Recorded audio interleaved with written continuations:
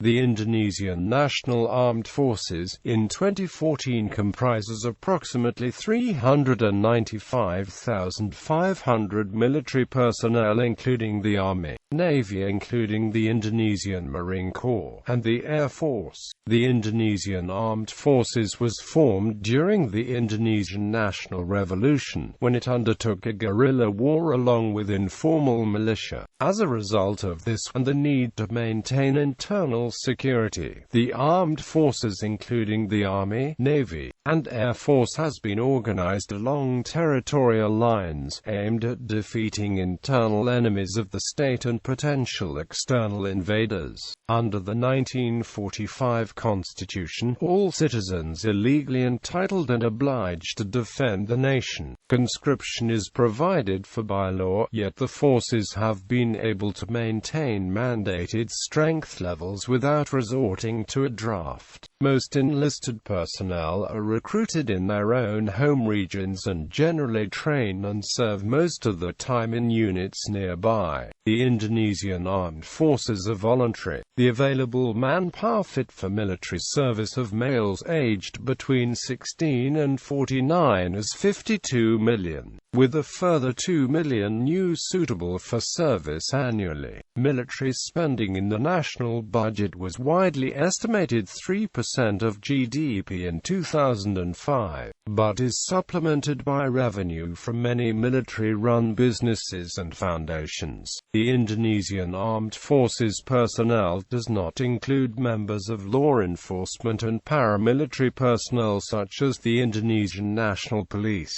consisting of approximately 590,000 plus personnel. BRIMOB of around 42,000 plus armed personnel. The Civil Service Police Unit Satpol PP, Indonesian College Students Regiment Arisiman Mahasiswa, which is a collegiate military service consisting 26,000 trained personnel, and civil defense personnel. History. Formation. Before the formation of the Indonesian Republic, the military authority in the Dutch East Indies was held by the Royal Dutch East Indies Army, although the KNIL is not directly responsible for the formation of the future Indonesian Armed Forces, and mainly took the role of foe during Indonesian National Revolution in 1945 to 1949. The KNIL had also provided military training and infrastructure for some of the future TNI officers. There were military training centers, military schools and academies in the Dutch East Indies. Next to Dutch volunteers and European mercenaries, the KNIL also recruited indigenous, especially Ambonese, Kai Islanders, Timorese, and Minahhasan people. In 1940, with the Netherlands under German occupation and the Japanese pressing for access to Dutch East Indies oil supplies, the Dutch had opened up the KNIL to large intakes of previously excluded Javanese. Some of the indigenous soldiers that had enjoyed Dutch KNIL military academy education would later become important TNI officers. For example, Suharto and Nasution. Indonesian nationalism and militarism started to gain momentum and support in World War II during the Japanese occupation of Indonesia. To gain support from the Indonesian people in the war against the Western Allied force, Japan started to encourage and back Indonesian nationalistic movements by providing Indonesian youth with military training and weapons. On the 3rd of October 1943, the Japanese military formed the Indonesian Volunteer Army called PETA. The Japanese intended PETA to assist the forces oppose a possible invasion by the Allies. The Japanese military training for Indonesian youth originally was meant to rally the local support for the Japanese Empire, but later it became the significant resource for the Republic of Indonesia during Indonesian National Revolution in 1945 to 1949. It also led to the formation of the Indonesian National Armed Force in 1945. The Indonesian Armed Forces have seen significant action since their establishment in 1945. The first conflict was the 1945–1949 Indonesian National Revolution, in which the 1945 Battle of Surabaya was especially important. At first, the Indonesian army started out as BKI, which was formed in the 3rd PPKI meeting, the 29th of August 1945. This was an organization of people taking up arms in united force to ensure security remained intact across the newly declared independent Indonesia. It was created more as a civil defense force than an army. The decision to create a security corps and not an army was taken to lessen the probability of the Allied forces viewing it as an armed revolution and invading in full force.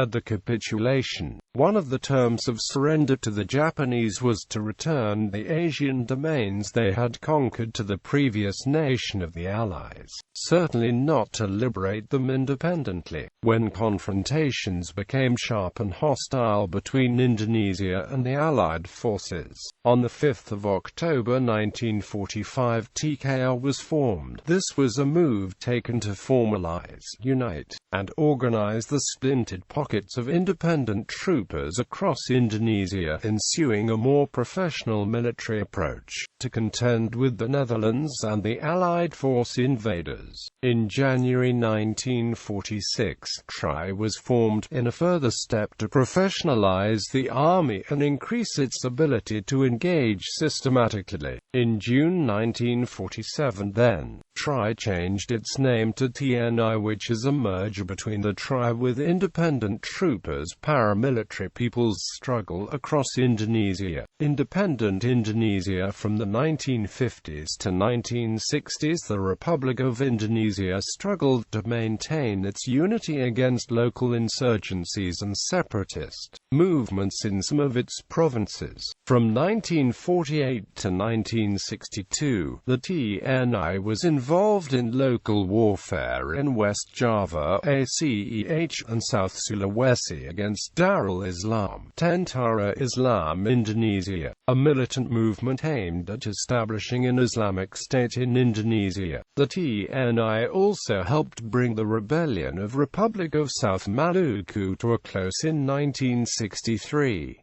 Meanwhile, the PRI Pemesta rebellion holds an essential place in Indonesian military history because it was led by army officers in Sumatra and Sulawesi between 1955 and 1961. From 1961 to 1963, the TNI was involved in the military campaign to incorporate Western New Guinea into Indonesia, which pitted the TNI against Netherlands New Guinea. From 1962 to 1965, TNI fought in the Indonesia-Malaysia confrontation. The Indonesian killings of 1,965–1,966 directly involved the armed forces under Lt.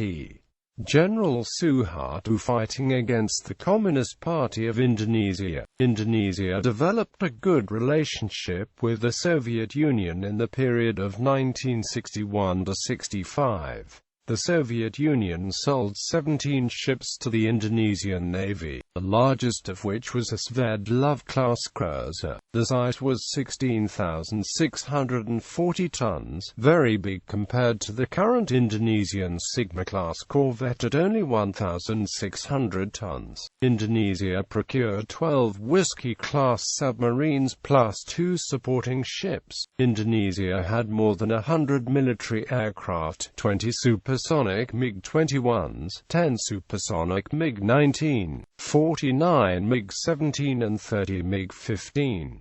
The Soviets also supplied Indonesia with 26 Tupolev Tu-16 strategic bombers, though it is not clear what the serviceability rate was. Under the New Order. During the New Order era, the Indonesian military enjoyed certain privileges and played a significant role in Indonesian politics. The military involvement in Indonesian politics was formulated in the Dwi-Fungsi doctrine of the Indonesian Armed Forces. During the New Order regime, the Tentara Nasional Indonesia changed its name to Angkatan Bersenjata Republik Indonesia and incorporated the PONI. In 1975, Indonesia invaded East Timor, followed a year afterward by the insurgency in ACEH, flaring on and off from 1976 to 2005. For the 1970s to 1990s, the Indonesian military worked hard to suppress these armed insurgency and separatist movements in the provinces of ACEH and East Timor. In 1991, the Santa Cruz Massacre occurred in East Timor, tarnishing the image of the Indonesian military internationally. This incident led the United States to sever its IMET funding, which supported training for the Indonesian military. Also in 1992, each service began to form small female units. These all-female corps of the Women's Army Corps, the Women's Naval Service, the Air Force Women's Corps, and the Women's Corps of the Police. These were intended to set to work at places and in functions conform to the feminine disposition. More specifically, women were assigned to administrative work, teaching English and working to improve health and social conditions of armed forces members and their families. The women police were said to play an important role in solving problems drug addicts and juvenile delinquents. After the Cold War ended, the Indonesian Armed Forces began to take part in United Nations peacekeeping missions. These were usually known as guerrilla deployments. The first was to the United Nations Transitional Authority in Cambodia, quickly followed by a deployment as part of the United Nations Protection Force in Bosnia-Herzegovina. Indonesian troops deployed to both the United Nations operation in Somalia and the United Nations operation in Somalia II. Reformation. After the fall of Suharto in 1998, the democratic and civil movement grew against the acute military role and involvements in Indonesian politics. As the result, the post-Suharto Indonesian military has undergone certain reformations, such as the revocation of Dwi-Fungsi doctrine and the terminations of military-controlled business. The reformation also involved the law enforcement in common civil society, which questioned the position of Indonesian police under the military corps umbrella. These reforms led to the separation of the police force from the military. In 2000, the Indonesian National Police officially regained its independence and now is a separate entity from the military. The official name of the Indonesian military also changed from Angkatan Bersenjata Republik Indonesia back to Tentara Nasional Indonesia. Indonesian military continue its involvement and contribution in United Nations peacekeeping missions. After 1999, Indonesian troops went to Africa as part of the United Nations mission in the Democratic Republic of Congo. The TNI has also served with the United Nations Interim Force in Lebanon, UNAMID, UNSMIS, MINUSTAH, UNISFA, UNMISS, UNMIL. Following the 2004 Indian Ocean earthquake, the United States government suspended a spare parts embargo which had been in place for non-lethal equipment and military vehicles, to support the humanitarian effort in the tsunami-devastated regions of ACEH and NIAS. Since then, the Indonesian Air Force has signed deals to purchase purchase more C-130 transport aircraft and upgrade the current C-130s in the inventory. On the 22nd of November 2005, the U.S. announced that military ties with Indonesia would be restored in full. The decision had ended the 6-year U.S. ban on arms sales. In 2009, all former Indonesian military businesses were to be surrendered to a specialist body. The Indonesian Military Business Management Body was established in effect of a stipulation in Law No. 34/2004 on the Indonesian military, which was to take over ownership and operation of all businesses owned or run by the TNI by 2009.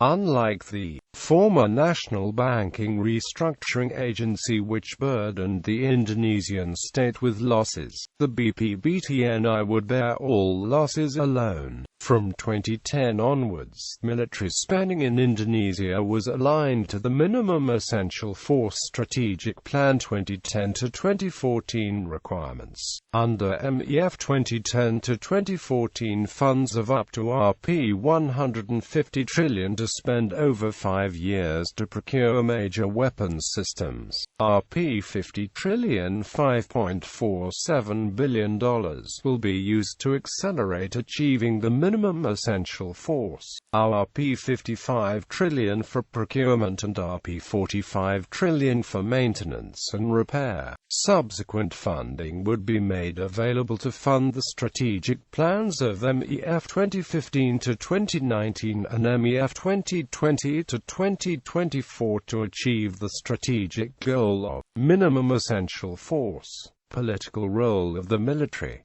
During the Suharto era, the military had a dual function, defined as, firstly, preservation and enforcement of internal and external security and sovereignty of the state, and secondly, as an overseer and arbiter of government policy. This was used to justify substantial military interference in politics. Longtime President Suharto was an army general and was strongly supported by most of the military establishment. Traditionally, a significant number of cabinet members had military backgrounds, while active duty and retired military personnel occupied a large number of seats in the legislature. Commanders of the various territorial commands played influential roles in the affairs of the respective regions. Indonesia has not had a substantial conflict with its neighbors since the 1963 to 1965 Indonesia-Malaysia confrontation, known in Indonesia as confrontasi with Malaysia. Possible future disputes relating to competing Malaysian-Indonesian South China Sea claims, where Indonesia has large natural gas reserves, concerned the Indonesian government. As of 2007, some regional claims with neighboring Malaysia have led to some minor saber-rattling by both sides, with a stalemate over the sovereignty of Orang Rock and the maritime boundary in the Ambalat oil block in the Celebes Sea. In the post-Suharto period since 1998, civilian and military leaders have been successfully removing the military influence from politics and advocated the structural reform in military body. For example, the military's representation in the House of Representatives was removed. Police forces was separated completely from armed force, and an active military officer can't hold ministerial seat at cabinet anymore, including that the defense ministry post. It sometimes comes to armed conflicts between the military and the police.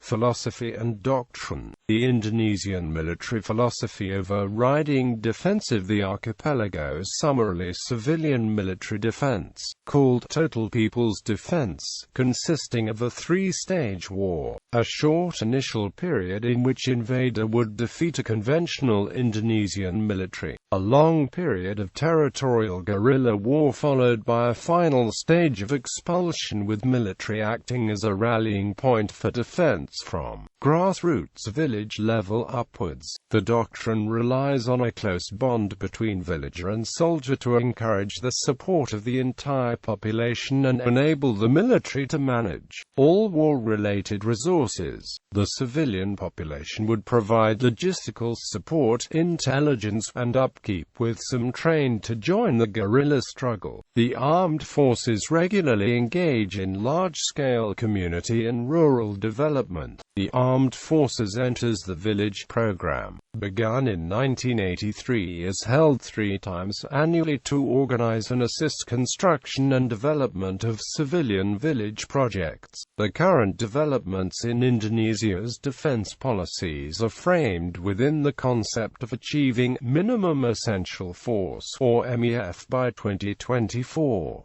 This concept of MEF was first articulated in Presidential Decree No.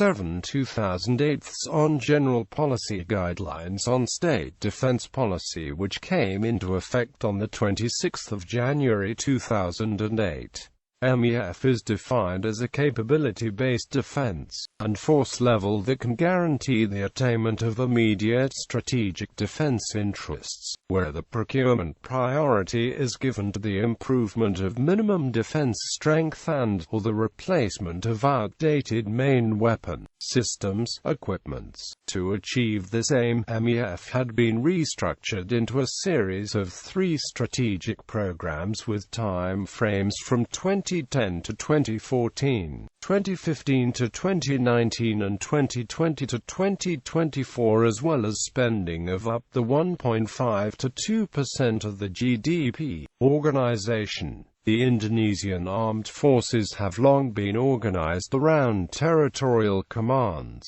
Following independence, 7 were established by 1958.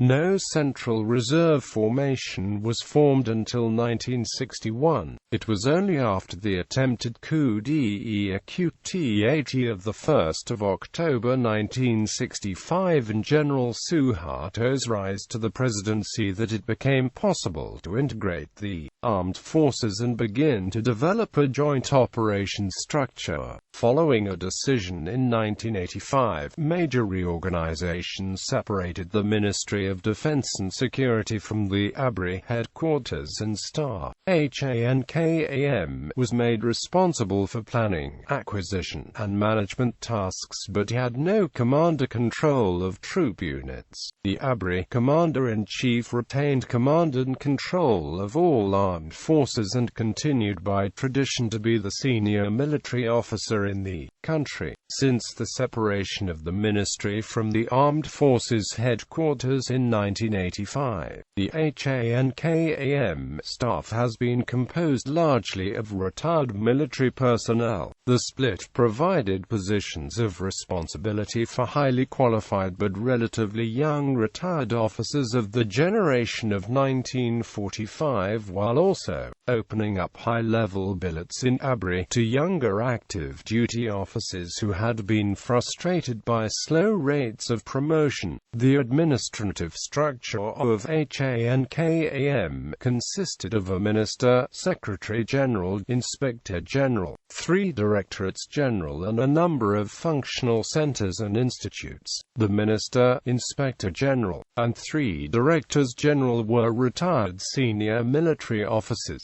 The Secretary General and most functional center chiefs were active duty military officers. The 1985 reorganization also made significant changes in the armed forces chain of command. The 4 multi-service regional defense commands and the National Strategic Command were eliminated from the defense structure, establishing the Military Regional Command, or Area Command, as the key organization for strategic, tactical, and territorial operations for all services. The chain of command flowed directly from the ABRI Commander-in-Chief to the 10 Kodam commanders, and then to subordinate Army territorial commands. The former territorial commands of the Air Force and Navy were eliminated from the structure altogether, with each of those services represented on the Kodam staff by a senior liaison officer. The Navy and Air Force territorial territorial commands were replaced by operational commands. The Air Force formed two operations commands while the Navy had its Eastern Fleet and Western Fleet armadas. The Air Force's National Air Defense Command remained under the ABRI Commander-in-Chief. It had an essentially defensive function that included responsibility for the early warning system. The officer corps of the armed forces was estimated at 53,000 in 1992. Less than 1% of these were of general officer ranks. The Armed Forces Academy of the Republic of Indonesia, the National Military Academy at Magelang, Jawa Tengah Province, trains most military officer corps. Other military academies of the Naval Academy in Surabaya and the Air Force Academy in Yogyakarta. Mandatory retirement exists for officers at the age of 58 and routine periodic reassignments are in force. After Suharto's presidential era collapsed, which was in 1998, the Indonesian police force was separated from the armed forces, making the Indonesian Armed Forces under the direct auspices command of the Ministry of Defense and the police force under the direct auspices of the President of Indonesia. Before 1998, the Armed Forces of Indonesia was composed of four joint services, which were the Indonesian Army, Indonesian Navy, Indonesian Air Force, and the Indonesian National Police. Then, after 1998, the Armed Forces name changed to TNI, literally meaning the National Military of Indonesia, and the Independent Indonesian Police Force changed its name to PONI, literally meaning the National Police Force of Indonesia. Now specifically, although the Armed Forces of Indonesia and the National Police of Indonesia has been separated, they still cooperate and conduct special duties and tasks together for the sake of the national security and integrity of Indonesia. Military Special Forces of Indonesia (TNIAD), Kopassus and AMP Kostrad.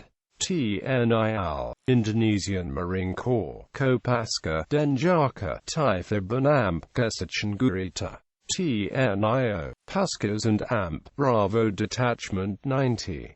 Branches. The Indonesian Army was first formed in 1945 following the end of World War II and to protect the newly proclaimed country. It initially consisted of local militia and grew to become the regular army of today. The force is now capable and has personnel up to 306,506 and comprises of major and strong territorial army commands known as Kodam and several units, regiments, and battalions, all stationed and tasked for the national army defense of Indonesia. The army is also built up of operational commands and special forces such as the Kopassus and the Kostrad units, also with other types of formation within the army itself. In the other hand, the Indonesian Army also has duties for international border security and patrol operations. Such border security forces are to conduct such security and defense for the international borders of and from the country. The force is known as Pasukan Pengaman and Pabatasan, which are usually troops formed from various Indonesian Army infantry battalions or units who are given the tasks to guard and patrol the borders in a distinctive period of time. It guards Indonesia's border with Malaysia, Papua New Guinea, and East Timor.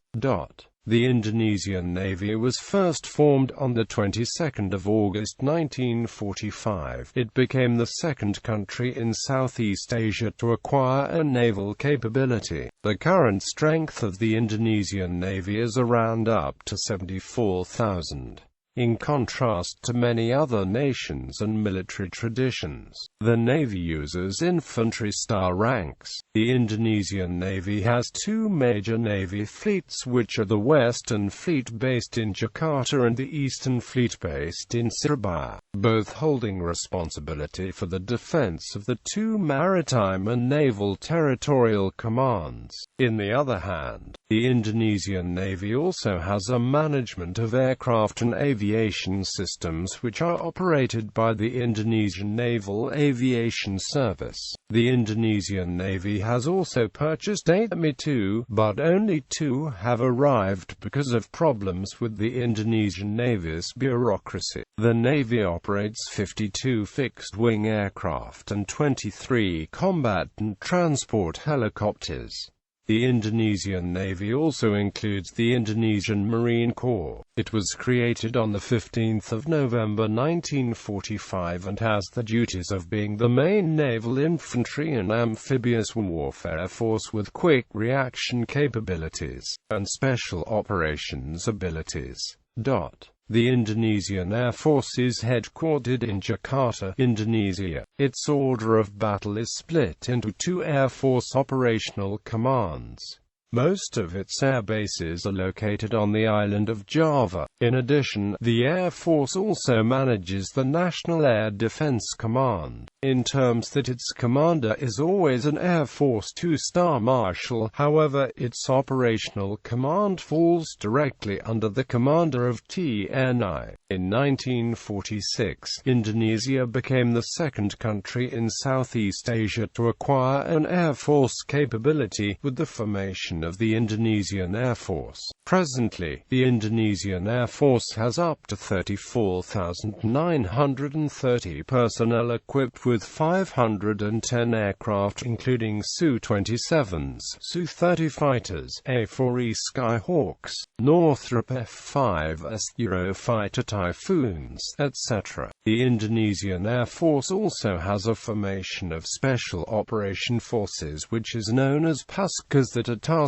for infantry-like purposes and special quick reaction capabilities. While not strictly part of the armed forces, the Indonesian National Police often operate in paramilitary roles independently or in cooperation with the other services on internal security missions, usually in cooperation with the Indonesian Armed Forces. The Indonesian Police Forces Mobile Brigade Corps of the main paramilitary forces which are usually put onto these roles and tasks with the armed forces. Until this day, the TNI and the Indonesian Police Force (PONI) still hold strong ties and cooperation for the sake of the nation's security and integrity purposes.